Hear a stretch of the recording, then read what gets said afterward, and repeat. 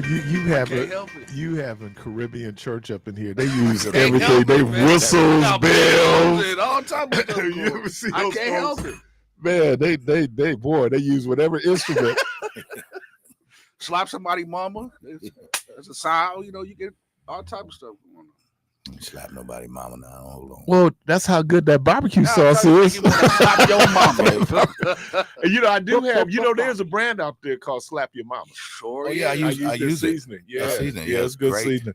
Good I wish I morning. would try to- Welcome to Community Voice. I'm your host, Keith Parris. I want to thank everybody for joining us this morning. Good morning, Debo. Good morning, sir. Good morning, Jermaine. God bless you, Deacon. Bless you, bless you, bless you. May God bless you real good. God bless you.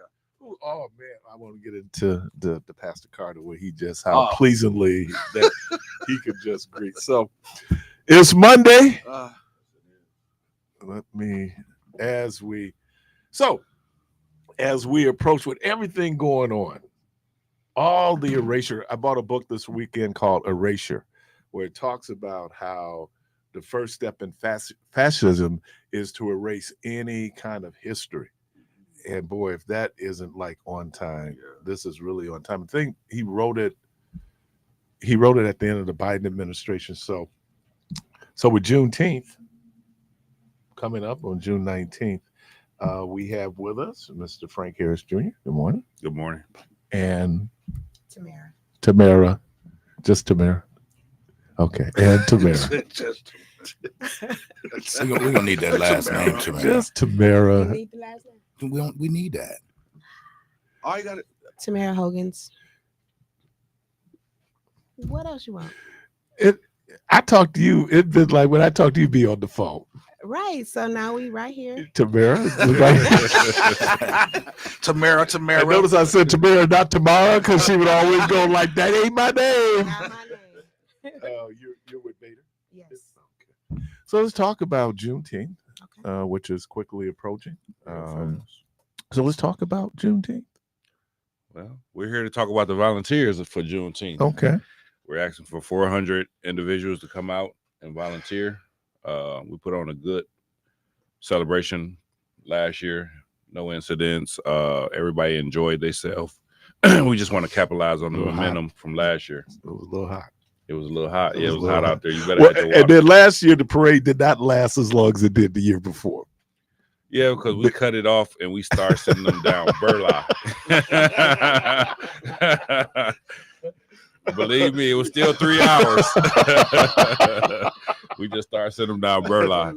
Yeah, man, it was just like because I do double duty here at the station. We're in the parade, but then Milwaukee County also has this village, and so by the time we got off, man, I'm sitting there. I'm at our tent. I'm going, this parade's still going on. Yeah. Man, but that's good. Right. That people want to, and basically no incidents. No incidents. So when we talk about the need for volunteers, what's the scope of work for the volunteers? So this year we want to get the volunteers get there about 5 in the morning, because last year we seen that we had a little problem with the vendors finding their spots. So I want to get a little bit of vendor support out there so we can get everybody situated, because the parade starts at 8. Right. So between 6 and 8 is the time for the vendors to come, set up, get their stations together, and then we try to clear the streets, because we trying to get the parade all the way down to Locust. Okay. But sometimes Are we don't going to happen. Locust this year? We went to Locust last year. You just that's where the grand stage They at. just deviated the Yeah, we parade had to. because it was, man, that parade was long. Yeah, it was long. I guess we did go to Locust, didn't we? Yeah. And I had to walk back up that hill. We sure did go to Locust. So volunteers will help you in terms of the logistics, the staging, Yeah, parade parade help. help. We got kids zone, senior zone, and then just our general volunteers, the walker. We call them walker and visitor guides. So like if you need to know where a different vendor is at, they supposed to show you where you can locate that vendor at. So do you meet in advance, just obviously to give people a sense of what they're going to do and what that day might look like for them? Yeah, we have meetings with the volunteers once they get real close. But this year we're trying to do a tutorial video for the ones that can't make it, because I had a lot of volunteers volunteer last year, but they couldn't make it to the actual meetings to know what the description was. So we're doing like a tutorial this year to help them out a little bit. Then you also have They also have in-person volunteer meetings. They also will have it printed, so they'll be able to read it on the website as well. The directions on because each zone and each area, like the parade, they have different needs as the volunteers for the vendors have different needs. So it's going to be very important that those volunteers, once they're assigned to a particular area, that they read up on what the needs are for The kid requirements. zone, teen zone, the parade, the vendors, because the time frames are different as well as the duties. And we're going, it will go from Center to basically Keith, right? Concordia. Concordia. Well, you guys on the other side of Concordia. Yeah, though, it's right? not right there by us. Okay. All right. Well, I don't know how much you can talk about it. A lot of people thought that the announcement made about working with Summerfest and how that would impact. But you're not allowed to talk about it. So what is your question? Well, the question is just so there's confusion. Juneteenth will be its normal duration, right? So nothing about Juneteenth and its history has changed. Juneteenth this year will still be on King Drive. North Cotton Neighborhood House is still the major facilitator of Juneteenth. Summerfest is collaborating with Juneteenth. So they are basically bringing in artists on June 19th, the Isley Brothers and different people to kind of promote that particular day. But everything historically of Juneteenth is still the same. So for basically 10 to 4, the parade starts at 8. Yeah. But Yep. the opening ceremony is usually The opening ceremony is at noon, I think it is. about noon. Okay. And that still would be the main stage is going to be on Locust. Mhm. And everything is business as usual. Nothing has changed. So again, you're trying to get 400 volunteers. Mhm. How, if people are interested in volunteering, how would they sign up? Well, you can go on the website, juneteenthmilwaukee.com, or you can call Northcott House at 414-372-3770. If you go online, then you can just go in there and do the application there. If you call Northcott, somebody will answer the phone and they'll write down all your information, and I can go down there and get it, and I can contact you and see what you want. Is there a deadline? No. Well, yeah, the deadline is as soon as possible. But we want to get ahead of it. We don't want to wait to June and everybody sign up at once. That's why I'm starting early and getting everything that I need to get situated. So it'll be an easier process for the volunteers this year. Last year was my first year doing it, so everything that I did wrong last year, I try to correct this year. Okay. So what all did you do wrong? Man, Listen. Not enough volunteers. So the Not deadline enough. is 400 volunteers. Right. That's the deadline. Yeah. Start signing up today. and there's a lot of people who said, "Oh man, I would have signed up," and but we're giving you the opportunity, and I'm sure we're going to be probably doing announcements, letting people know. Yeah, announcements. It's the media push right now. So we're going to be on all media platforms trying to push it, trying to get as many people as we can out to volunteer. Do I get one of them T-shirts? Yeah, you can get anything you want, Debo. Is he coming to volunteer? That's what I'm saying. If I volunteer, do I get one of them? Yeah, you I get always want to look special with one of them T-shirts. I never had one of those before. Yeah, we're going to get you a T-shirt. We're going to get you a nice towel so you can wipe that sweat off. Oh, stop it. Which area are you particularly going to I volunteer? want to work in the senior zone, so it shouldn't be much for me to do over there. Yeah. You'll be Be surprised. surprised. I'm gonna say we right across from that senior center right there on King Drive in See, Burline. be happy. Ooh, look like they be partying over there. They do. Have you identified areas? I know you spoke to Concordia, so that was Kid Zone, wasn't it? There, Yeah, at the right Martin there Luther in King Concordia. School, in the fenced-in area there. That's where the kids are, right? Yes, sir. And again, where are the adults areas as far as seniors? So right now, senior zone, we don't know if we're going to have it by the old Walgreens down there I remember it being there once before. or and then you got the old Q. Yeah, the old Ponderosa there. Yeah, so we don't know if we're gonna use them 2 lots. It's still up in the air where we're gonna put senior zone at, but kids zone is on Concordia and Martin Luther King. Teen zone gonna be right there, Clinton Rose Park, and I think they're gonna have veteran zone right there too. Okay. Yeah, and the arts and culture zone is going to be on the corner of Ring. Okay. So they'll have a lot of activities right there. So kind of piggybacking off of Kids Zone, people can be not too far from their kids and do some murals, paintings, community paintings, different things over there, and watch the artists because there'll be 3 live artists competing during Juneteenth. Juneteenth Day, June 19th, 2025. There's a need for volunteers. Again, if people want to volunteer, is there a phone number or website or QR code they can go to? Yeah, you can go to JuneteenthMilwaukee.com and it will take you right to your zone. Then you click on your zone of volunteers and you scroll down, and all the information for the volunteers is right there. And then you can call Northcott at 414-372-3770, and they'll give you all the information that you need. And let me thank Frank. Let me thank Tamara for coming in today. Appreciate We you. I always know appreciate I know you're coming back. So, and certainly as we get closer to it. So again, the need for Juneteenth volunteers. You can go to www.juneteenthmilwaukee.com. If you're interested, there's also a phone number here, 414-372-3770. If you're interested in volunteering for Juneteenth Day. We appreciate you. Appreciate you all. Yes, sir. Good seeing everybody again. Yeah. Likewise. Yeah.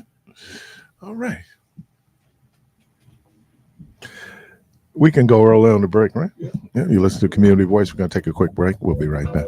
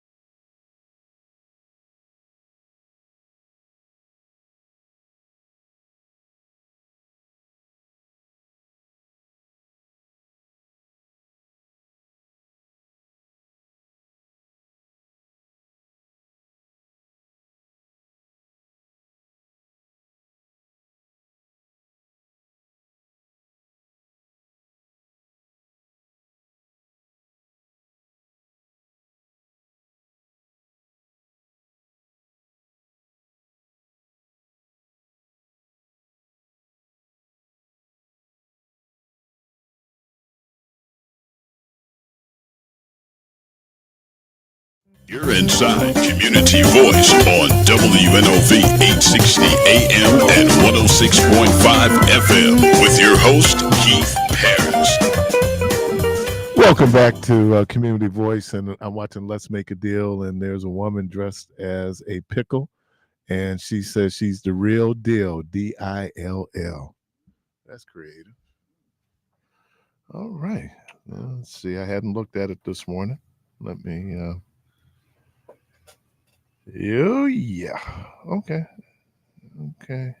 Dow Jones is down, but not by much. Okay. All right. NASDAQ is up. S&P is up. All right. 414-444-5250. 414-444-5250. I don't know if anybody got a chance to watch Final Four this weekend. Yeah, I did. It was a great time for college basketball. Just especially both of the men's games back to back was like had me stuck to the TV, man. Well, I like turned both off games. the second game. Yeah, because I thought it was over, and I started watching the Bucks, who went into overtime. yeah, but they were able to pull it out. Hey, they beat the Pelicans last night too. So. yeah, man. That cat Porter, man, almost had a triple double. 24, 12, and 8. So yeah, man. That's I right. think, Bobby's back tomorrow night. Yeah, Bobby's back. So Is that a home game? Yep, Minnesota. Okay. Yeah, so I'm gonna try to go to the game. Bobby. Yeah. And well, I'm not to the NBA yet. This is really interesting because I've really been late getting to the NBA. I have not started watching games. Maybe my mind will be more NBA focused once we get through tonight, Houston and Florida. Yeah. And then once we get that resolved, shout out to the women, the Huskies there at UConn. Yeah. I guess it wasn't a fluke when they went into Columbia and beat South Carolina at home, because the way they whooped them last night, and there was nothing Don Staley could do because she didn't have the horses. Yeah. She didn't have the horses. And Yeah. that AZ Fudd, Problem. big problem. Problem. Yeah. And then Strong, Yeah. who is strong. It was the lack of size for South Carolina really showed up. Yeah. Last year they had the 6'7" woman. They've always had big women in the post, but not this year. Yeah. And so if you can't score, and they couldn't score, and then it was just like UConn just put Pressure on them, man. Pressure on them. Yeah, it was like South Carolina come down and try to do layups, and they was blocking shots like it was Shaq down there in the they middle. were missing them. And missing them, Yeah, yeah. missing them. Yeah. But I'm gonna say this now. I thought South Carolina was, well, prior to Watkins going down. I think it's a different game as Watkins is playing. Oh yeah. Their center, Yeah. who she tore her ACL. Also, both Watkins, Yeah. Juju, and this young lady. I think it would have been different. But when you just looked at UConn, they were on a mission last night. And you could tell they were on a mission last night. Both ends of the floor. Yeah. So I was telling Jermaine off air that it is tough seeing Willie Adamas playing for the Giants. He's playing for San Francisco. Man. But again, that's Major League Baseball. They can't afford to pay him. So I don't think that's fair. Well, they don't want to do the socialism that the NFL has. They'll share some of that revenue money. They'll do that. But in terms of doing a salary cap, like in the NBA, you have to spend 85% of your salary account. Yeah. So you can't do where I'm not going to pay and get like the cheapest contracts ever. That's why when you see trades, a lot of times you're going like, well, why is that dude? Is equal value for the trade? Yeah. They don't let you do what the late, what was that, Finley that owned the A's, where he sold everybody. Yeah, yeah. But baseball, that's kind of what it is. And so the Yankees being as strong as the Yankees are, the Red Sox being as strong as the Red Sox are, Los Angeles being as strong as they are, has everything to do with that TV market that they find themselves in. So they're able to, just be able to buy the talent. So baseball is not looking for parity. the strong survive.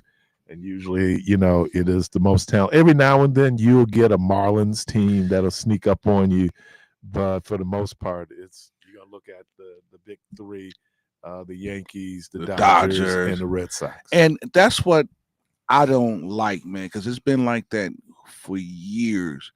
And then it seemed like all of the small market teams, man, like when we got CC, he was 13, 14 years into his career. Yeah, but how long do we have him for? A year?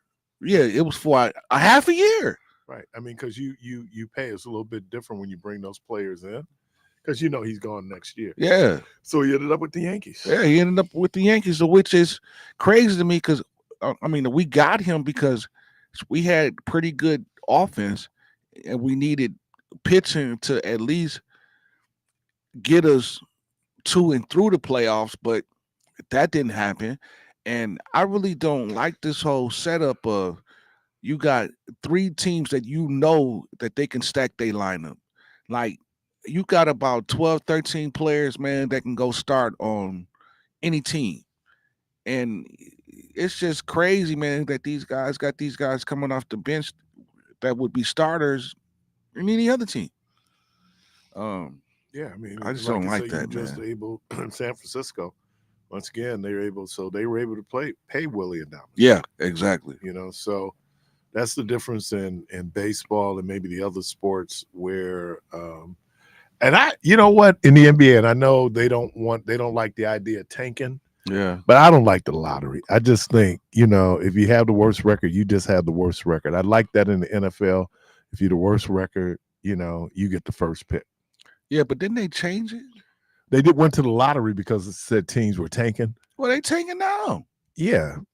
But then, the incentive for tanking is that now you go in the lottery. Now they give you have a higher percentage of being the number one pick if you have the worst record. So it's a reason, but it's still tank, chance. Though. Yeah. So it's still a reason for me to tank. Because if I know, man, that I got a generational player that's coming into the league, like New Orleans, man, they shutting down their team. You got Philly shut down their team. Washington's always been bad, but it's like they're shutting their teams out and they're not allowing the players to play because they looking at the future. Well, I mean, where's Philly going? Philly's not going to make the playoffs. So well, what do you do? I mean, now you got a fan base that's paying to see you play, and they expect you to play hard every night. Yeah. But the reality is that Philly is not going. Doesn't look like the Pelicans are going. Never. Washington most definitely ain't going. Who? Washington. Right. So, and we'll see. But in the NBA, if it's not the first 3 or 4 picks in the draft, every now and then you get that. What was the I'm trying to think that real strong. That 2003 draft? Oh yeah, the Wade, Carmelo, and LeBron James. Yeah. Now every now and then you get that. But I'm trying to think of the draft that John Stockton was in. Was that the one with Elijah Wan and well, that had to have been the 80 Jordan. What was it, 83? Yeah, Elijah Wan, Jordan. Stockton was in that draft? He was in that draft class. Yeah, that was a good class. It was Elijah Wan, because Elijah Wan was 1. The kid from Kentucky, the center, was 2. He went to Portland. And then it's about Bowie. And then Chicago. Wait. Yeah. And then Chicago took. I thought Bowie was 1. No, Elijah Wan was 1. Wait, no. That draft that Jordan was in, I thought Bowie went first and then Jordan went second, because Portland could have drafted Jordan. But they drafted Bowie. Yeah, but I thought Elijah Wan was the number 1 pick. That's the class. That's 84, right? What, that Jordan came out, or that 84, 85? Because I know Portland's been down the drain since that, because they picked Greg Odom. It didn't work. They picked a couple people that was trash. Yeah. So that was, man. Okay. So it was the 84 draft. Yep. It was 84 with Sam Bowie and Elijah? Yep. So Akeem was number 1. Michael Jordan was selected 3rd. So Bowie went 2nd. He went 2nd to Portland because Portland had Clyde Drexler. So why would they get Michael Jordan? They had Clyde at that time. Right. So that in their minds, we already got Clyde. We don't, so you Yeah, because get Clyde size. came out of college. He was Yeah. yeah. Barkley was in that draft. Wow. Otis Thorpe. Yep. John Stockton was in that Was draft. James Worthy in that draft? Huh? Was James Worthy? James Worthy was a couple years ahead of Jordan. A couple years ahead of Jordan. Yeah. Okay. Yeah, so that was probably one of the great. So looking at the Hall of Famers: Elijah Wan, Michael Jordan, Charles Barkley, John Stockton. So they had 5 Hall of Famers in their class. In the top 5. Yeah. Yep. Alvin Robertson, former Buck. Now Alvin has some game, man. I like Alvin Robertson. Michael man. Cage. He went to the Clippers, didn't Yeah, one of the twins. Vern Boy, Fleming. he had that curl. Michael Cage had that curl. Michael Young. Let's see. No, Corey his Blackwell curl. was in that draft from Wisconsin. Really? Yeah, 2nd round. Eric Turner, who's famously, remember, who dunked on him? He was at Memphis. He got dunked on. Well, didn't he go to Indiana? So did he get drafted? Oh, Steve Coulter, the curl. The curl. The curl. Oh, man. Let's see. Danny Young, who had pretty good. Frederick Grary. Jerome Kersey was in that draft. Wow. 2nd round. Let's see. Yeah, and then it's like a bunch of people we never heard of. And that's when they had, 4 rounds? Yikes. Yeah. 5 rounds. Let's see. Wow. 6 rounds. Wow. Oscar Schmidt. Never heard of him. He was in Brazil. Oh. He was like the greatest scorer in the history of the Olympics. Oscar Schmidt. Oh, that dude could shoot, man. Yikes. But he could never he if they had the draft today, he would play in this NBA. Now, there was a guy, I'm looking up again, but there was a guy that was known as the greatest shooter outside of Stephen Curry that never made it to the league. I think that's Oscar Schmidt from Brazil. That's this guy. Let me see. What's his? I'm going to pull it up in front of me. Wow. I was just talking about this. That was a good draft. Now, then 2 years later, they have the infamous class of 1986. That's the Lenny Bias class. That class. Woohoo. That was tough. Stuart Gray from UCLA. Okay. John Stockton, Kevin Willis, short arm, Michael Cage, Otis Thorpe. He played with Houston. He didn't play. He was on the championship teams at Houston, right? Otis Thorpe. Otis Thorpe. Yeah. Oh, yeah. Yeah. That was a good draft. Tim McCormick. He didn't do bad. Jay Humphries. He played a little bit with Jay the Bucks. Humphries when he played for the Bucks. Yeah, he played a little bit. Started off at Utah and then up with the Bucks. Yeah, he was a point guard for the Bucks. Yeah. So that was a good draft. That was a real good draft. That 2003 draft was going to be considered a real good draft too. And I want to say that the 60 draft, because I'm trying to think, in the 60 draft, what was that? Jerry West, Oscar Robertson was in that 60 draft.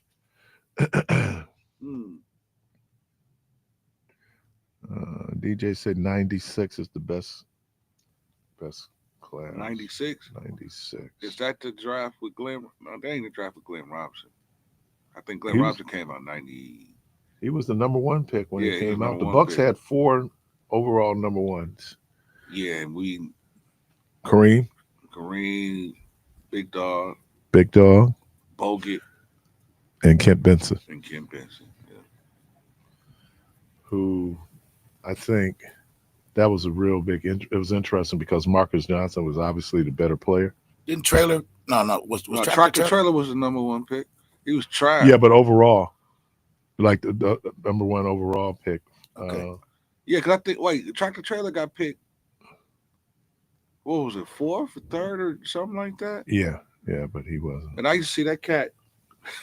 Man, we'll be rolling. We'll be watching the Bucks on TV, like in Minnesota, and he'll be at the club with us watching the game. Like, what is you doing? Who's in this class? Kobe Bryant, this class of 96. Allen Iverson, Steve Nash, Stephon Marbury, Jermaine O'Neal, Petra Stokovic, Ben Wallace, Marcus Camby, Derek Fisher.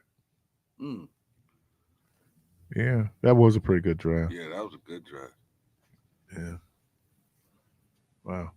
Wow. When you think about, man, let's see that 1960 draft. You know, you're just talking about like the like pro football, the Packers, because of their relative success. By time they're in the lower part of the first round. So, you know, what are they gonna get? 1960 draft. So anyway, 414-444-5250. Oscar Robinson was in the 60 draft. Jerry West. I thought Jerry West was in that class. Lenny Wilkins. Lenny was Wilkins. nice. He went to New York, didn't Yeah. Lenny Wilkins. I didn't realize he was in that class. Yeah, so they got Oscar Robinson, Jerry West, Daryl Imhoff, but Lenny Wilkins in that class. Tom Satch Sanders was in that class. he? Dale Kennedy. So anyway, how was church yesterday? Man, it was actually good for me, man. Church was exciting. It was energetic. My buddy called me, and I have to pull it up. I guess Freddie Haynes did a message yesterday, and I guess the gist of what he was saying was why we're so focused on Marvin Sapp. We got all this stuff going on in the Trump administration where, you know, we're kind of distracted. Mm-hmm. But I've been telling people you need to kind of watch that. And it was interesting about the tariffs. And first of all, just again, it's hard to believe that this dude went to Wharton Business School. What Trump is reacting to is the trade deficits that we have with countries. So when he talks about like the trade deficit with China, first of all, there's not a great demand for American goods in China. So China is always going to export more than it imports. One, because the demand for American goods, and then many of the goods that we use in America made in China. So I thought that was interesting. The other thing was I didn't realize that that tariffs are really like a tax. Yeah. And there are some who are speculating that he wants to use the tariffs to balance the lack of revenue that's been coming into the federal government if they make his tax cuts permanent. So they have to figure out how to pay for those tax cuts. And, you know, the only other way, and this is what most people are projecting, is that you're going to be looking at cuts to Medicaid, Social Security, and Medicare. That's the only way they're going to be able to balance it. And so that's why you see the Doge people going in allegedly looking for fraud, talking about the number of people who are 150 years old who are getting checks from Social Security is not true. You might have those people in there where they haven't gone in and purged their records, you know, to remove these people or put them in an archive. But we know that there's not help. Social Security is not even 100 years old. So how you be 150 years old getting Social Security is, you know, beyond me. But my question to you, Keith, and I actually asked Shell on the show earlier, but I want to hear your thoughts. Do you think that he is purposely crashing the economy so the feds will lower the interest rates? Well, if he is, there's a whole lot of collateral damage because a whole lot of people saw their 401ks drop by 20%. But he did say that it's going to be a little pain in the beginning. It's going to be some kind of pain, but we'll get through it. But I was thinking, I'm like, I think he is purposely trying to crash this economy, man. You know, and again, if he is, it's a situation where somebody's doing wrong right or can't do wrong right, because the long-term consequences. Now, again, there are no consequences for him. He's not going to be able to run again in 4 years, right? Yeah, and it's not like they're going to grow a backbone and want to impeach him in Congress. for malfeasance. So what happens is he don't care about the policy because it doesn't directly impact him. Exactly. It's impacting American citizens. Exactly. And many of them voted for him. And if you look 10, 20 years down the line, if you really looking at it, he's like, 70-something years old? Damn near 80. Yeah, so he's up there. So 10, 20 years down the line, he really ain't going to care because he ain't going to be here. He ain't going to be here. No, don't know that. Caller, welcome to the program. Good morning. Hey, good morning, Keith. Good morning to everyone in the studio. Good morning. Good morning. Hey, Keith, I have a question for you. As we all know, gun violence has gotten out of hand a long time ago in our communities. I mean, this is terrible. I mean, summer's coming, and I see even things turning worse than what they are. Our children are starting to get murdered, or women are starting to get murdered. And my question to you, does this discussion ever come up in the church? I think, I hear people pray about it. It's discussed in messages. But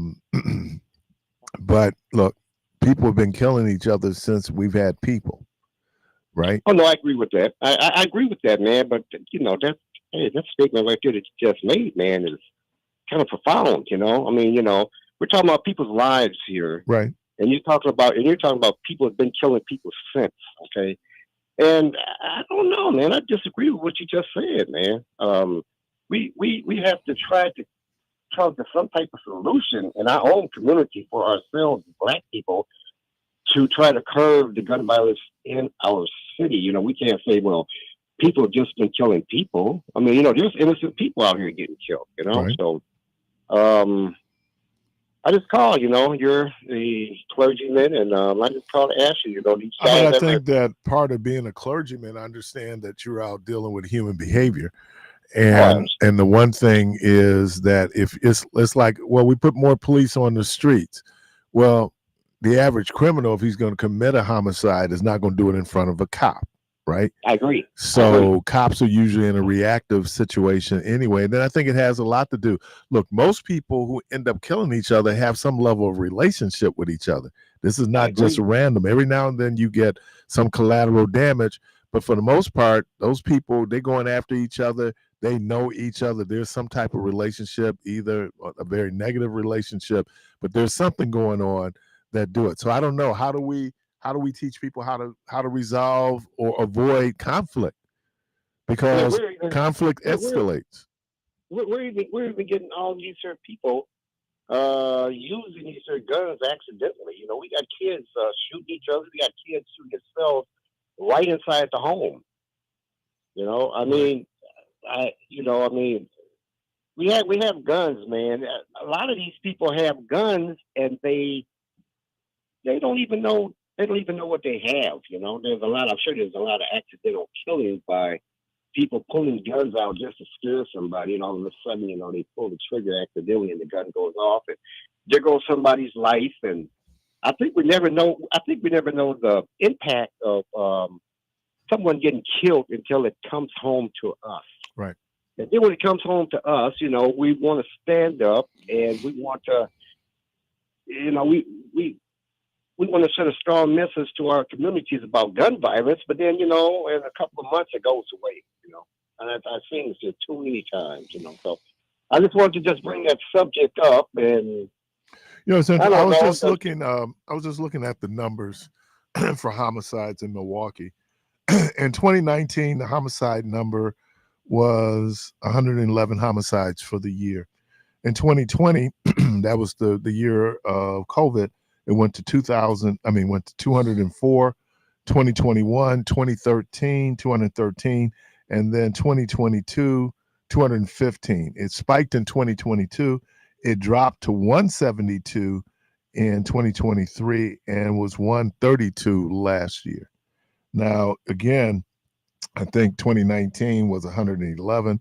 So even though 2024 is running ahead, it's still significantly lower than those what they considered the COVID years in terms of violence. So As I've called this station many times on this subject, and for the listening audience, please have a conversation with your family members that you know that are carrying guns around and causing trouble in our communities. Please put a message to them and let them know that, hey, you're destroying families. I agree with that. Thank you and have a great day. All right. Caller, welcome to the program. Good morning. Good morning. Hello. Hey, how are you? Hey, all right. I was just listening to you this morning, and you know, all these cuts that Trump is doing as far as the federal workers and these grants and stuff. These are all smoke screens, man.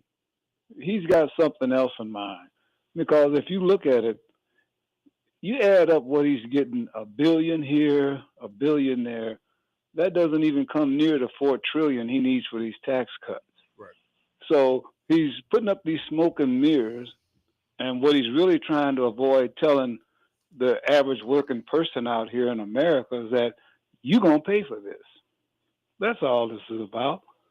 He's stumbling along with his bulldozer. He's up in the bulldozer. He don't know how to drive it. He's running over America, trying to make it look like he's really getting to the root or getting to the money that's going to pay for these tax cuts. They ain't going to pay for nothing. You know, that's all I wanted to say. Mm-hmm. Have a good day. I appreciate you. You know, it's interesting. They would tell you in a war, if you go through the casualty reports and see the number of soldiers and sailors who lose their lives, there's a significant percentage of who lost their lives because of poor calculations by generals, right? And so you have this, again, they even talked about, I guess they had some type of formula they used to determine how they would do the particular tariffs on different countries. Like they said, well, Israel said they were going to drop theirs. Israel was already at 0. Vietnam, I think, was at 1. You know, again, some of these countries that we do business with, their citizens can't afford American products. You know, they can't afford a GM car. You know, so this idea that somehow we're going to be able to balance the trade, where you look at that the trade deficit, and so he confuses trade deficit. Well, you're not going to buy any more American items. First of all, the American items cost too much for an average Vietnamese, right? Or even for an average Chinese or average Cambodian. You know, they can't afford it. So this idea that you have markets, and then you talk about like Europe, you know, the EU, European Union. Well, yeah, they're going to protect their farmers. They're going to protect their farmers. And they're saying that if you import certain things, certainly the things that their farmers are trying to produce, you're going to put a tariff on. America would do the same thing. But because America is just where we are and how we're situated, and our ability to produce means that certain products become desirable. So, for example, soy is very popular in China. So we do an enormous amount of business with China when it comes to soy. But they ain't buying American cars. Hell, they don't even buy Chinese cars. They can't afford the cars. Caller, welcome to the program. You know, so when you're having it, I remember having this conversation with Vice President Harris. And I was saying that, you know, we have these macroeconomic conversations, you know, where you talk about, so the tariff would be on a macro level in terms of the impact it can have on the economy. But the micro level then is the prices that you see in the store, the availability of goods that are available to you in stores. That's when it gets real micro. That's when it gets real local. That's when it begins to have real impact. So if you're in a rural area and they're trying to justify the cuts in Social Security by alleging that there's fraud, and we realize that there probably isn't a lot of fraud, and they haven't been able to discover any fraud or any savings. So he said, what we'll do is we'll just close the rural offices of Social Security. So people who do not have access to a computer or know how to use a computer are forced then to go either via phone or go in person, but the office is closed. Or you cut the staff that answers the calls to deal with your claims, right? That has real life consequences for people, not only in urban areas, but in rural areas too, where there are people who are dependent or on Social Security in order to live. You're listening to Community Voice Callers. I see you. I'm going to grab you right after the break. We'll be right back.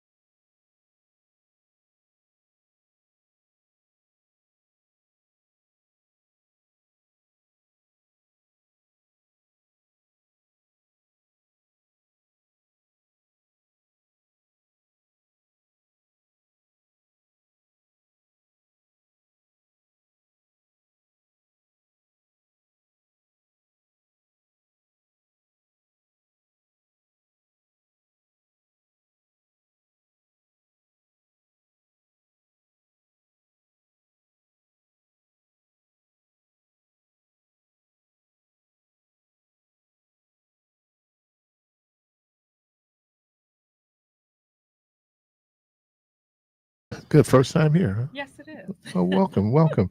Go easy on me. Um, so Kelly, your role as administrator, is this a particular part of the department? Yes. Yep. So I'm the administrator over the Children, Youth, and Family Services, which includes the children's disability programs, which we've been here to talk about before, as well as the youth justice portion, which is what we're here to focus on today. And Gina, you're the deputy administrator. Yes, I'm the deputy administrator. Tell us a little bit. We interviewed Kelly before, but tell us a little bit about you. Oh, sure. I've been with Milwaukee County for about 6 years now. I currently started in the role of a human service worker supervisor, and I'm currently the deputy administrator for Children, Youth, and Family Service. And prior to that, I was in a position called the Community Violence Intervention Program Manager. And so in that role, I was overseeing our CVI, Community Violence Intervention Initiatives and efforts with DHHS, which is the Credible Messenger Program.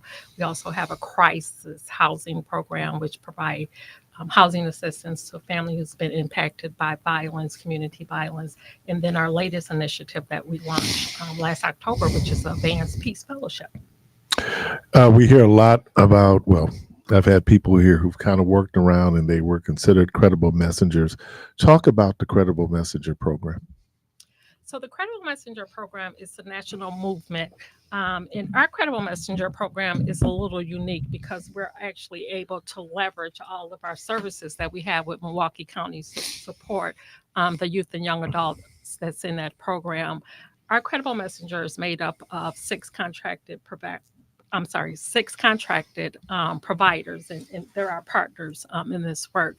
And so we work with youth that are involved in youth justice, as well as youth and young folks in the community. So our credible messengers, they have a unique quality about them in the fact that not only are they credible and they're respected in their neighborhood and communities, but they also have that lived experience. And so they're able to connect with the youth and the young folks on some of those experiences, and they're able to build those trusted relationships with them. Also our work is really around prevention and intervention. And so what we're trying to do is we're trying to prevent those youth that are at risk of entering into the youth justice system, as well as youth that's currently in the system. We're trying to intervene and avoid for them to go deeper into the system. Our collective is made up of the 6 contracted agencies, our housing assistants. We also have community partners that we work with, the Office of Wellness of Community and Safety we work with, the City of Milwaukee Health Department we also work with. And so I think with us, our Credible Messenger Program is also that it's just not about providing transformative mentoring to the youth and young adults. We're also connecting them to vocational, educational, and employment opportunities as well. And we just started this new kind of focus on kind of like some career explorations. And so one of our, actually 2 of our Credible Messenger agencies, want to send a shout out to 414 Life, David Sinclair and Amir Grooms, that they started this kind of pathway on career explorations with the youth. And one of them is barbering. The other one is media entertainment. And so they're taking the youth and they're doing some exploring around those different careers, and they're also connecting them with their opportunities. And so David Sinclair, he's involved. He's a DJ, so he's involved in the media entertainment. And then Amir, he's actually a barber. He has a barber shop. Our other agency, Youth Advocate Programs, we're doing something unique this year, and they are connected with our Youth Employment Initiative, which is a Milwaukee County summer employment program for any youth that's involved in Milwaukee County programming or services. They can get connected to summer employment through our program, Youth Employment Initiatives. And so this year with YAP, our Youth Advocate Program, we're doing an intro to culinary arts. And so we're partnering with Chef Rosetta at 1700 Pull-Up. And so she's going to be providing an internship for those youth to learn practical skills around hospitality, catering. And so they're going to get an introduction to that culinary arts field. And then we're also going to be able to connect them a pathway for the older ones that may be interested to MATC Heart Love, who also has a culinary training program for young people. I do just want to add real quick, just shout out the other agencies that we're working with. Because we could go, I know we could go on a lot, but I just want to shout out, we're working with Glow 414, who works specifically and only with girls. And then we have Milwaukee Christian Center, Running Rebels Community Organization, West Care, Wisconsin. You said 414. Yep. And So- Youth Advocate Program. and youth- So yep. those are the 6 agencies that make up our collective. I was smiling. They do this skit from time to time on Saturday Night Live. It's based on Scared Straight. These guys are credible messengers, right? Yep. Because they've gone through the correctional system. Mm-hmm. But what you've described is a more holistic approach, as opposed to I'll just have somebody come in and we sit down and we rap, Yeah. and then you're gonna get your mind right after you have this conversation. We realize there's a need for more comprehensive servicing around that message from the credible messenger, right? Yes. I do want to say it's not Scared Straight. That does not work. That, Never has. No, never has. So absolutely not a Scared Straight program, but it's also really like meeting where the kids where they're at. And it's not just your usual program that you have to just do your time and get through, right? Like it's about connecting with these young people and their families too.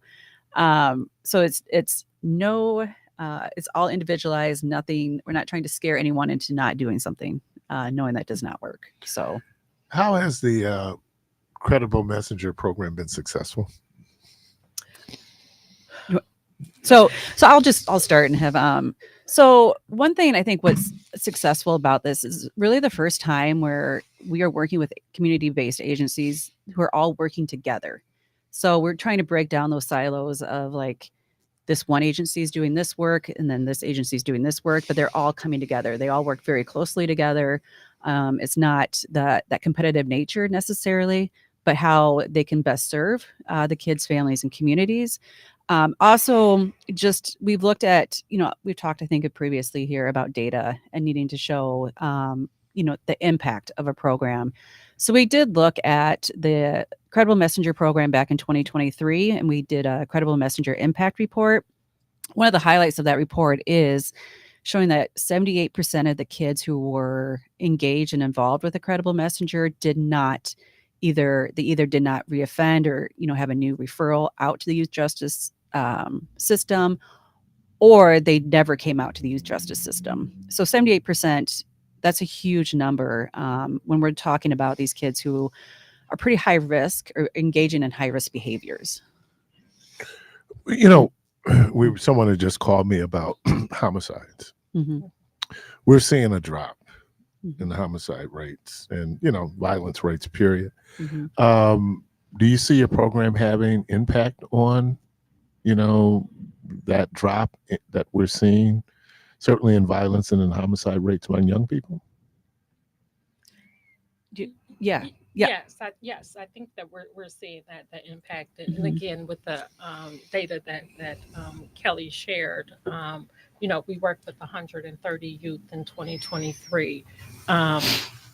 57 of those youth were at risk of entering into the youth justice system, and we prevented 87% of them from entering into the youth justice system. We also know that our credible messengers, that they're not just doing transformative mentoring, but they're also doing mediations, and so they're helping with conflict resolutions. They're teaching those skills to the youth and the young people, as well as how to resolve conflict without resorting to violence. And so we see that impact in the community, and as well as with those homicide rates and youth violence coming down. You talked about your relationship with your different community partners. Have they had an impact in terms of the work, in terms of reducing youth violence? Yes, they have, because they are the ones actually that are the grounds, the boots on the grounds to say. And so those credible messengers are the ones that's doing the outreach. They're the ones that's, engaging and working with those young folks, providing that direct service, as well as engaging with the community as well. And so folks know that we have a presence in the community for Credible Messengers. We're also partnering with schools, supporting them on some of the concerns that they have. And so we're also part of, doing some work in the school as well as in the youth detention center as well. And I was going to ask that question, and maybe you mentioned it and I missed it, but we're talking about young people who could be involved with the criminal justice system. But what about young people who are not? So Credible Messengers will serve all kids or all young adults.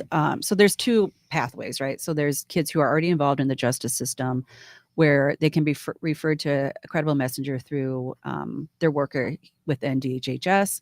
But those kids who are not yet in the justice system, but may be engaging in behaviors that are leading towards, going down that path, you can make referrals through the community. So you don't have to already be in any type of system to get involved with a Credible Messenger. And that's what's very unique about this. It's one of our first programs that we really try to focus on preventative rather than waiting until someone is already justice involved.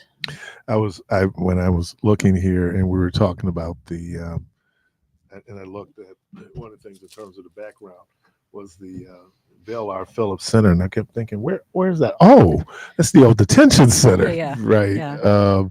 So what kind of work are you doing out there with the young people there? A lot of people forget that there's also a school attached to that, right? Yes. Yep. So we do have out of Bell R. Phillips out in Wauwatosa, there is a 127 bed detention center. So we do have kids, all the kids who are there are court ordered to be there. And they're there for different reasons. But what's important is while they're in our care, what we do to help them. So it's not just, you're just sitting there waiting and doing your time. We do have one of the great partnerships is with the Wauwatosa School District. So that is the Bell R. Phillips School. They're a great partner. They provide all of the daily education for the kids, but they do so much more. They're constantly bringing in different individuals from the community, different services and programming, both during and after school hours. We also have a network of individuals who come into the detention center and work with the kids, either through individual, like one-on-one work, or they do different group work. And so some examples of that are restorative justice practices, work around that. We've done some things around art and media and I'm blanking on the name. Trap therapy. Trap therapy. Thank you. So, using music to get to the kids and be able to reach them in a different way than someone just coming in to talk to them.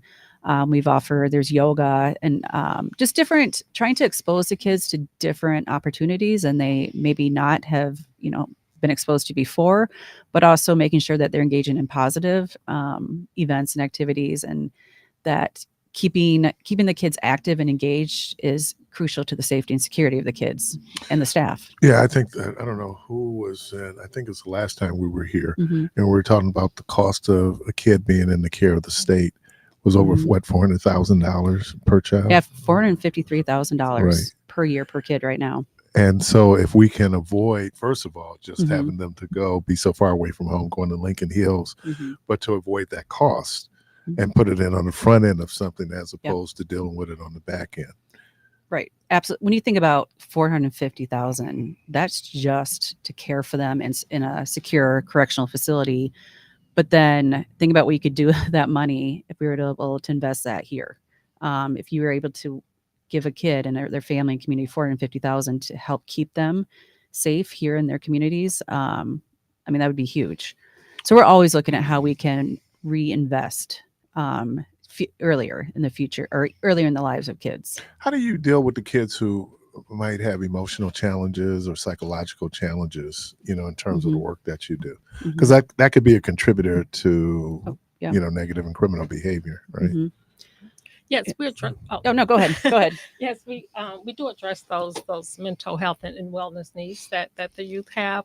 We identify those when they're coming into youth justice, and so we're able to get them connected with a therapist. And for our youth that's currently in the secure programming, which is Milwaukee County Accountability Program. We call it MCAP.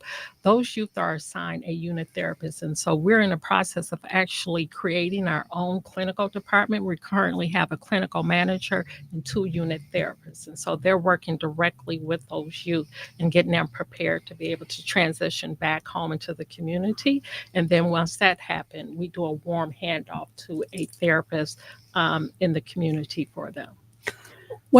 I just want to add, we also work very closely with our behavioral health services, or BHS, which is also within the Department of Health and Human Services. So we're working on helping to bridge that gap, both while they're in secure care and while they're at home, because there's a lot of resources across DHHS. So we're just being able to identify where those opportunities are and take advantage of that. What's the average stay for a young person out at Vale Phillips? So that really does vary. We do look at that every month. Right now it's about 40 days. But that includes kids who, some kids come in and only there for a couple hours. And then there's some kids who are in our care for a couple of years. And those kids typically are kids who are in the adult system. So that's one thing I don't think people realize. We also, if a kid is under 16 or younger and they're pending court, then we care for them out at the Vale R. Phillips Detention Center because of their age. And that's what's best for them. But they tend to sit a little bit longer. So when you look at the average stay, it really does vary depending on why they're in our care.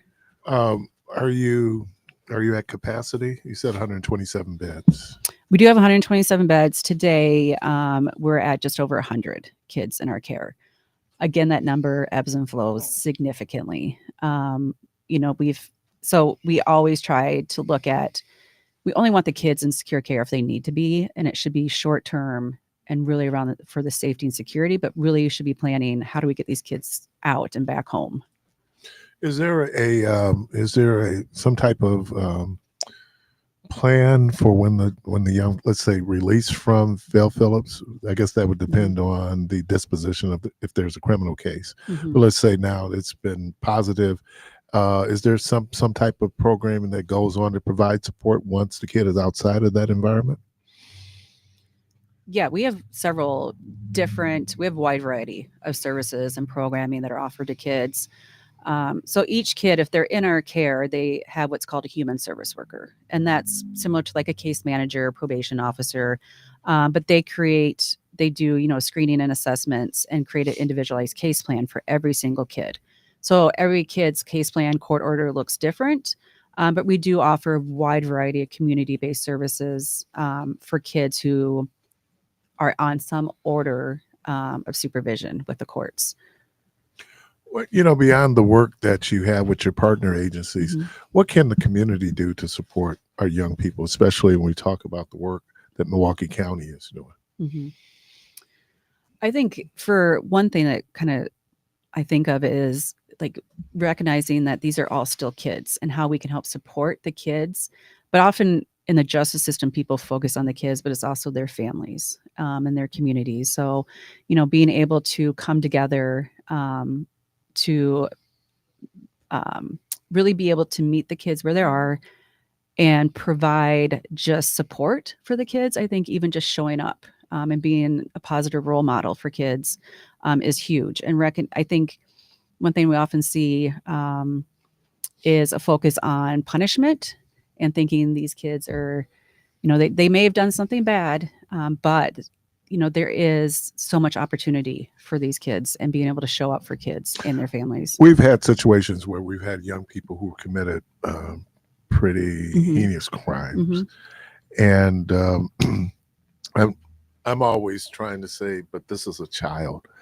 This is a teenager. We're talking about someone whose brain is not fully formed, but there, and I think you used the word, this idea of vengeance that people have where they want to see punishment. And I'm not saying there shouldn't be consequences for the behavior. I guess the discussion should be around what should those consequences look like, taking age into account. Absolutely. There's punishment, and then there's accountability. And absolutely everyone needs to be held accountable. Kids need to be held accountable. But what that looks like, looks different for every kid. So I don't, and also recognizing, like you said, their brains are not fully developed. These are kids, and think about if this was your kid, how we can hold them accountable, but also help them to have a better future than what they are currently involved in. I say that because even when we asked the question around what can the community do to Mhm. provide a level of support, maybe understanding that, yeah, it was what that child did was pretty bad. Mhm. But, and I don't know if this is always, there's a limited kind of sense of right and wrong. Mhm. Or there could be some people that are really dealing with some real emotional situations or psychological situations, which kind of gets me back to some of these things could be environmentally developed. So we send them back to the same environment Mhm. that might have contributed to the behavior. Mhm. And that's why I was asking about the support and the level of support that they get going back into that environment. Mhm. So I think, I mean, you're absolutely right. Like and that's when we think about in the justice system, it's always focused on the kid, but we're really trying to expand that because recognizing you can put a kid in secure care, you can put them in a residential treatment program somewhere else, but they are going to be going back to their same homes and communities. And you can't necessarily change that about them, but you can help give the kid new ways of coping, new experiences, and new skill sets. Correct. But it's also when you think about the community, how we can all hold each other accountable to show up better for our kids who are really, I mean, they are our future, right? So, I mean, no one system or entity or person can do it, but it's a collective effort. And we say they are our future, but they're also part of our present.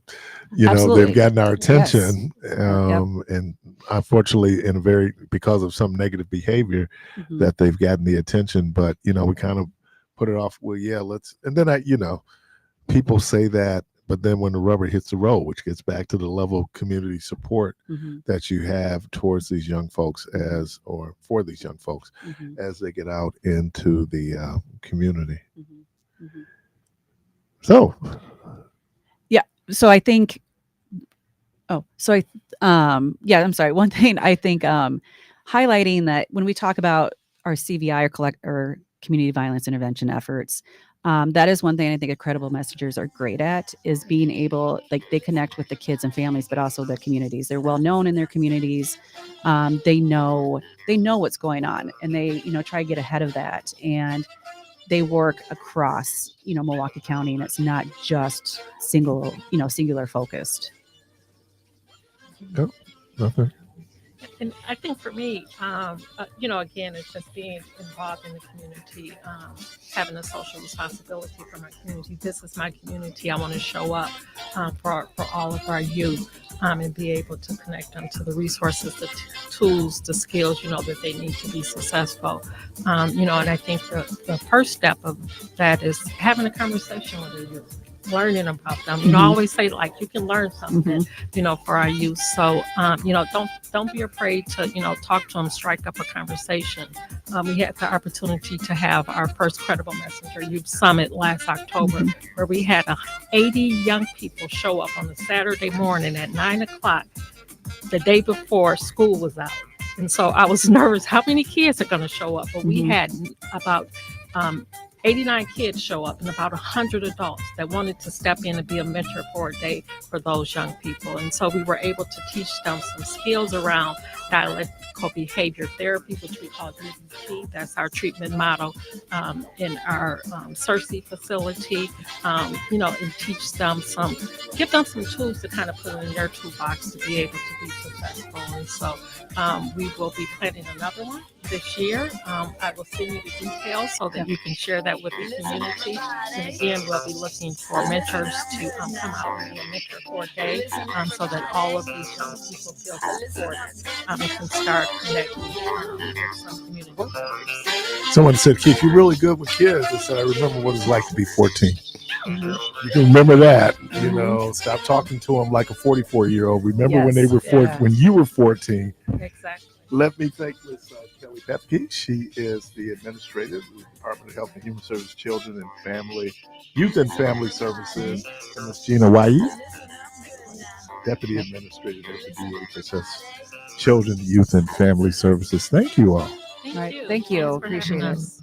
You're listening to Community Voice. We're going to take a break, and we'll be right back.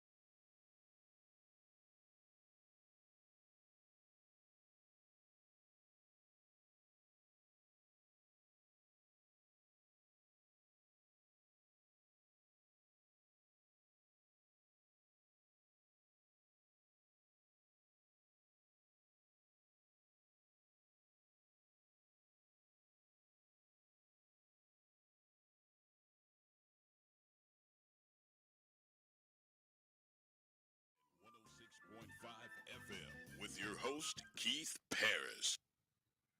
Welcome back. I was telling Jermaine offline. I started watching Mobland last night. Yeah. Yeah, man. I want to check that out. Keon man. would love that one. Oh man. I want to check that And out. like I said, it's British, so I got to get used to those accents. And because there was another series that they're doing, I think it's on Netflix, called Adolescence, that a lot of people are talking about. But again, part of the problem for me is that British accent, different words that they use. But no, Mobland was. They said that it was gonna be good. So man, and I think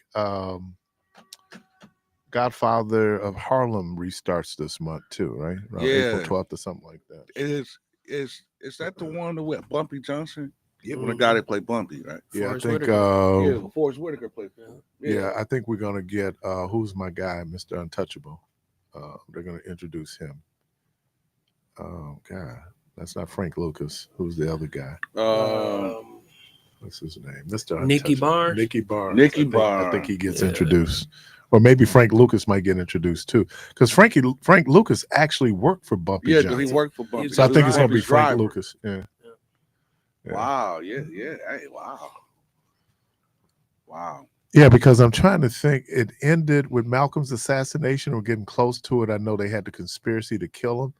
I don't know if is that what happened, Byron? Yeah, it was a conspiracy to kill him. Right. So I don't know if he's been killed yet. But yeah, that's another one. I'm gonna have to check that out, man. I never really dove into it. I kind of. Well, Forrest Whitaker is such a great actor, man. Yeah. I mean, it's just and it's very good cast. It's good storyline. So, Godfather Harlem this month. Caller, welcome to the program. Let me turn you down, Keith.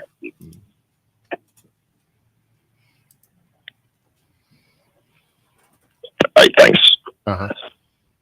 Keith, one of the things that amazes me, nobody's talking about the stuff that Trump is, his China stuff. All his products are being made in China. Nobody's talking about that. Yeah, because I thought that his daughter, his Bible that was made. Oh yeah, his in clothing China. line was made in China. All this stuff, his clothing line, his Bibles, his tennis shoes, his watches, all that stuff.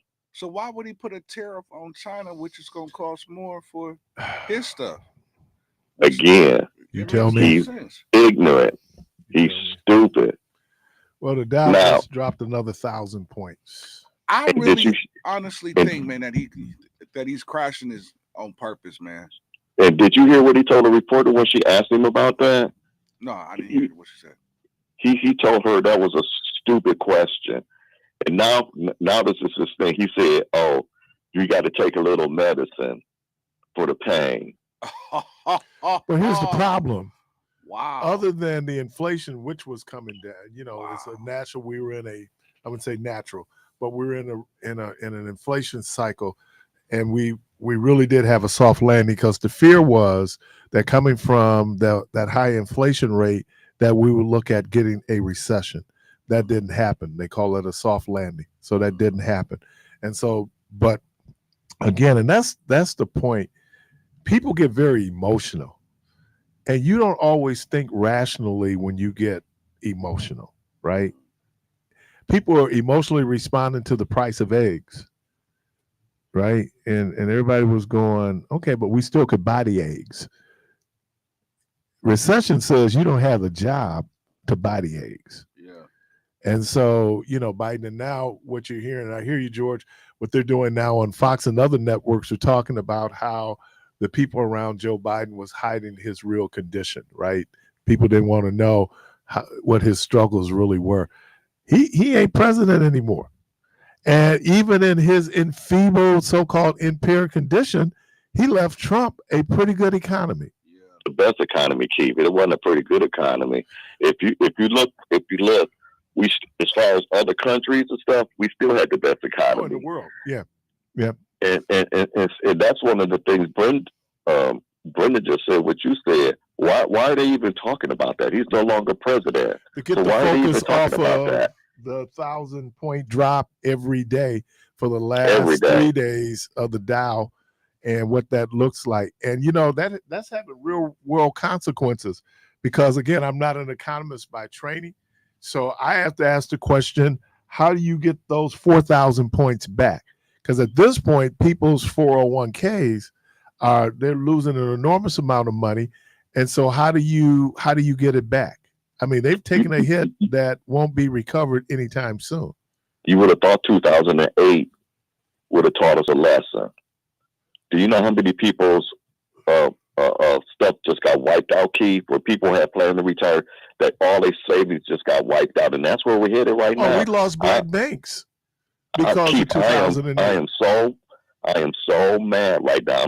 When I call, I'm being very calm, but I am so upset right now. 30 years of working, savings. Oh, because that's what the dude said the other day. Well, people got savings. You know how fast the money we got saved that you're going to run through to try and make up your bills and stuff like that? I'm pissed right now, Keith.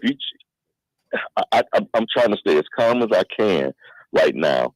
And, we were having a discussion in church yesterday, and I like what I saw yesterday, not just in the United States, but around the world.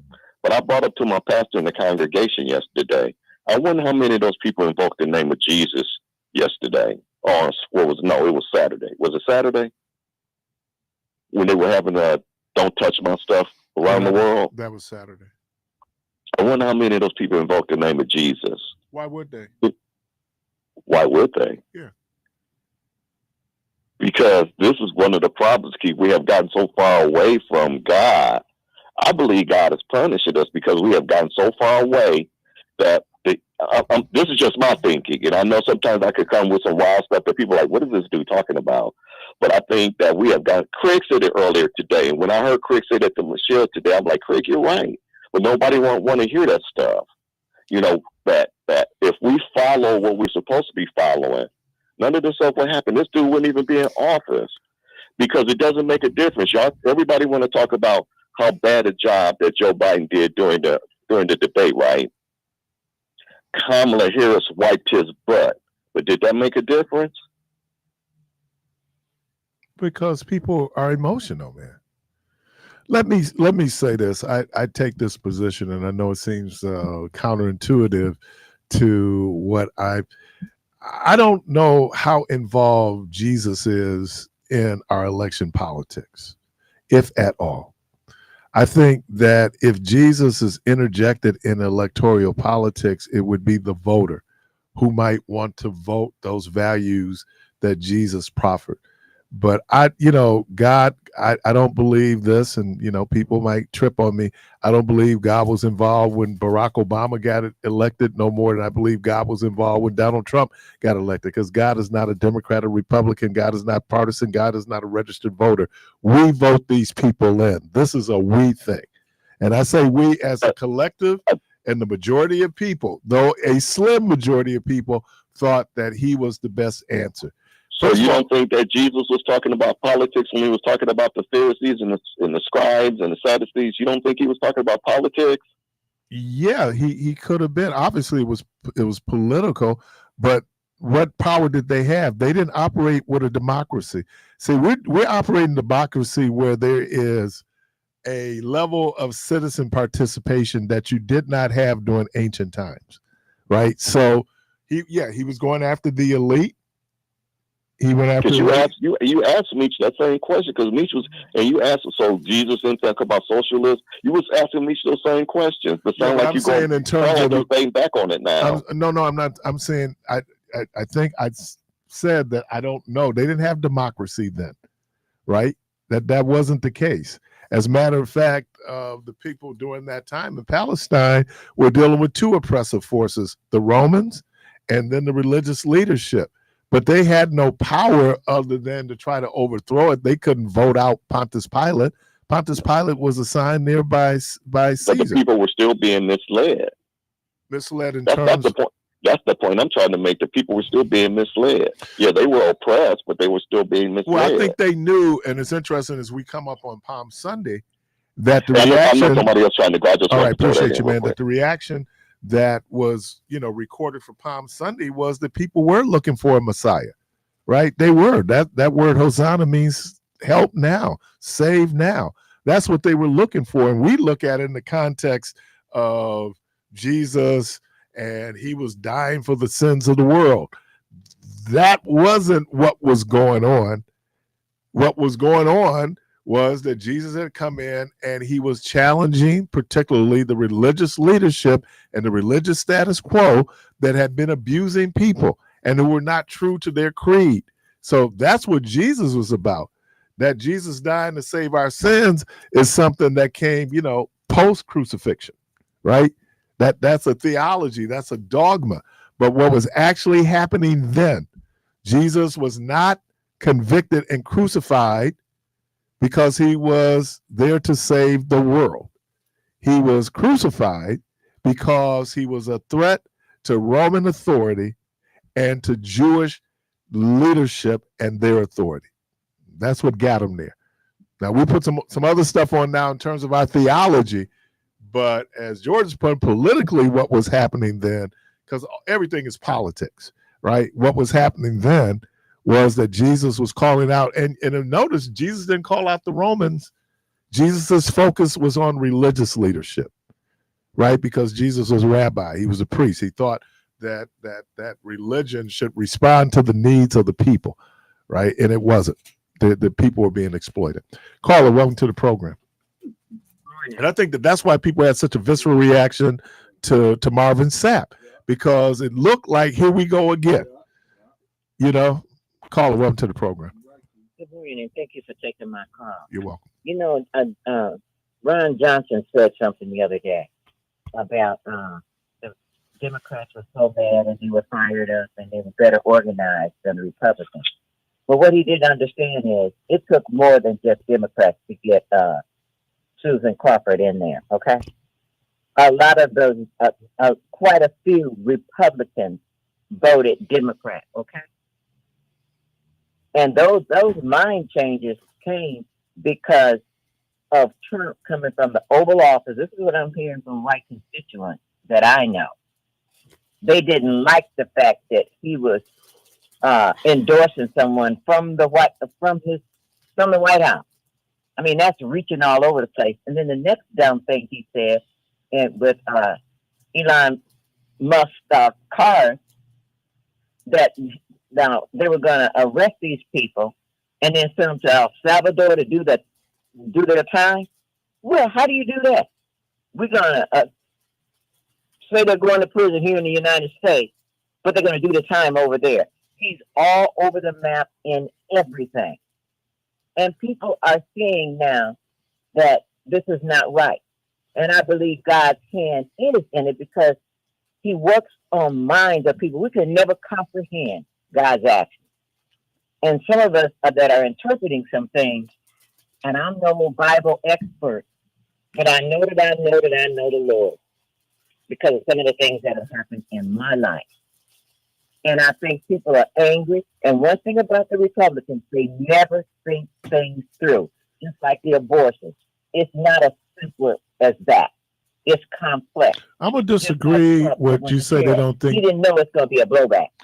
I'm going to disagree when you say Republicans don't think things through, whether it's Alex or whether it's Project 2025. Project 2025 was well thought out and well thought through. I would now. If you say Donald Trump, I would agree with that. Obviously, he said it's well thought out. Have you read Project 2025? It was 900 pages. Let me just say one thing. It's a lot of bitter, ugly stuff. When you set out to hurt people, and it's malice involved, eat 2 grades and more than one. Okay, all that bitter, ugly stuff, destroying the library. It's just so many things. But it's not a spur of the moment thing. Right. Oh no, it's not a spur of the moment. This has been well thought out and going on for decades. And I always say, if you want to underestimate the power of the devil, we do it at our own peril. Yeah. That the devil is probably as organized or better organized, and maybe that's the problem. The devil is a little bit. I don't know how organized they are. Oh, But I very think things are organized. going to come to a Very head. organized. Yeah. It don't, because Yeah. I heard this with, I was citing Scott Walker. And because we so focus in on the personality, you miss what's going on. Exactly. Because you That's hate right. Scott Walker so much, Yeah. then you just kind of dismiss him because you hate him. Yeah. But he's doing Don't damage. dismiss it. Every time he opens his mouth, I pay attention. So when he And I said when he was running, the last time he tried to run for governor, I told him they could put up, when you pick your candidate that you want to run, knowing that these commercials are not being fact checked, and that's how Musk thought he was going to win the election.